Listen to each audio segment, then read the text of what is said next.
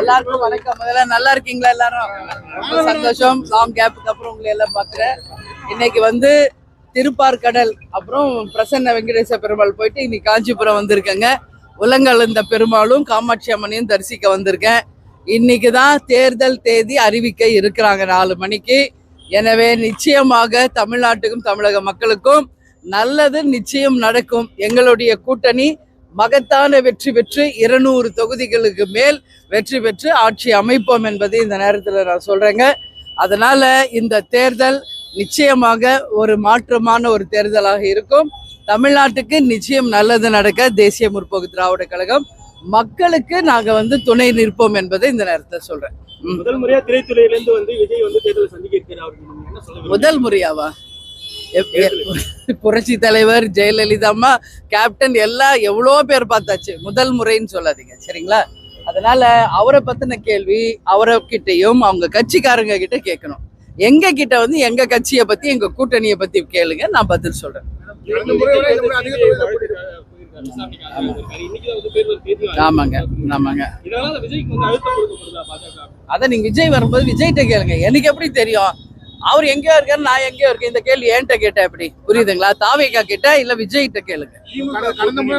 தேமுதிக வந்ததால விடுதலை சிறுத்தைகள் கம்யூனிஸ்ட் கட்சிகள்லாம் கொஞ்சம் பாதிப்பு ஏற்பட்டிருக்காங்க. தொகுதி அளவுல பாதிப்பு ஏற்பட்டிருக்காங்க. அது நீங்க எப்படி யார் சொல்றாங்க? அது வந்து கூடுதல் தொகுதி இதெல்லாம் வந்து ஏசி எங்களுக்காக பதில் சொல்ல முடியாது. நான் அப்படியெல்லாம் யாருமே அப்படி கிடையாது. இந்த கூட்டணி பலமான ஒரு கூட்டணியா இருக்கு. இஃப்தார் நோன்பு விருதுல கூட்டணி கட்சியை சேர்ந்து எல்லாரும் வந்து பங்கேற்றாங்க. எல்லாரும் சந்தோஷமா இருக்காங்க. அப்படியெல்லாம் ஒன்றும் கிடையாது. இன்னும் ஓரிரு நாட்களில வந்து நிச்சயமாக யாருக்கு எவ்வளோ நம்பர் எந்த தொகுதி என்பது அறிவிக்கப்படும். அதற்கு பிறகு எங்கள் குழு சென்று வேட்பாளரையும் வெகு விரைவில் அறிவிக்கும். நிச்சயமாக எப்பயுமே தேமுதிக தனிச்சு போட்டிட்டு இருக்கோம். ஒவ்வொரு தேர்தலிலும் இதுவரைக்கும் தமிழ்நாட்டில் நடந்த அத்தனை தேர்தல்களிலும் போட்டிட்டு இருக்கோம். உறுதியாக இந்த முறையும் இந்த தேர்தலையும் தேமுதிக சார்பாக போட்டிடுவோம். அதை இப்ப இல்ல, இன்னும் நம்பர் லாக் ஆகணுங்க ஃபர்ஸ்ட். அப்புறம் தான் எது தொகுதி, அப்புறம் தான் யார் வேட்பாளர், இதெல்லாம் இன்னும் 2-3 நாள்ல ஃபைனல் ஆயிரும். அதுக்கப்புறம் உங்களுக்கு அதிகாரப்பூர்வமா நாங்களே அறிவிக்கிறோம். எங்க கட்சியில எல்லாருமே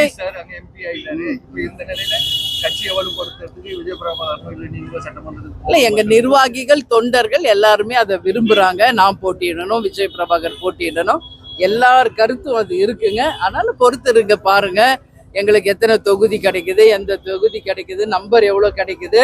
அதுக்கு பிறகுதான் எந்த தொகுதியில யார் வேட்பாளர் என்றதை நாங்களே உரிய முறையில் அறிவிக்கிறோம். அடிக்கடி விஜய் காஞ்சிபுரம் தொகுதியில் நிக்கிற மாதிரி யாருங்க? நான் வந்து இங்க இது வந்து கோயில் ஸ்தலம் தானே, எல்லா தெய்வங்களும் இருக்கின்ற ஒரு புனித தலம். அதனால நான் வந்து எப்பெல்லாம் நான் வந்து டைம் கிடைக்குது, எங்க மாவட்ட செயலாளர் இருக்காரு, எங்க நிர்வாகிகள் இருக்காங்க, எப்பெல்லாம் நான் வந்து இங்க கோயிலுக்கு வரணும்னு நினைக்கிறேன் கோயிலுக்கு வரேன். அதுக்காக இந்த தொகுதியில நிப்பானான்றதுக்கு இப்ப நான் பதில் சொல்ல முடியாது சரிங்களா? அப்படி கிடையாது. நான் இன்னைக்கு 100% நான் கோயிலுக்காக தான் வந்தேன்.